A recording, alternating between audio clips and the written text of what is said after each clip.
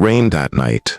Not the usual soft, acrid drizzle, but a heavy, angry storm that shook window panes and flooded gutters.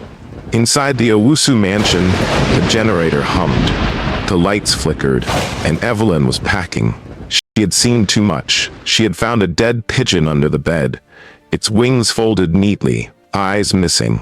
She had smelled strange incense drifting up from the basement, late at night. She had watched Nathan pray in a language no one taught him. And that day, she had found her wedding ring in a bowl of red oil, on an altar built from her old Bible pages.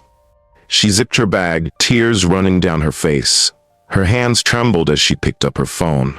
She called her brother again. "Michael, come for me. I'm leaving tonight. If I wait, I won't wake up." Michael's voice cracked.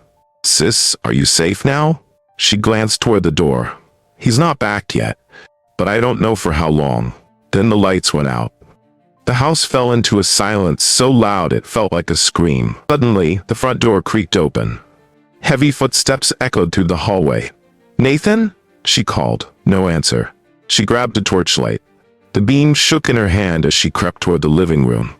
Then she saw him, standing at the end of the hallway, soaked from the rain, still wearing his white suit. But his eyes, they were empty. "Where are you going?" he asked softly. "I'm leaving," Evelyn whispered. This version of you scares me." Nathan took a step forward. "You said you'd support me."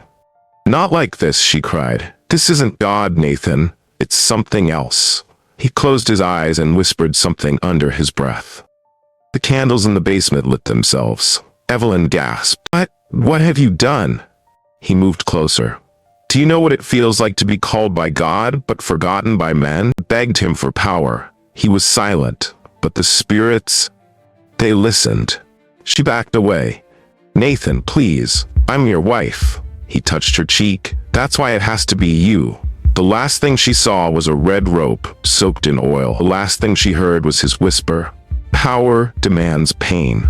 By the time Michael arrived 30 minutes later, the house was locked. No sign of Evelyn, no blood, no scream, just her slippers facing the door and lit candles on the floor.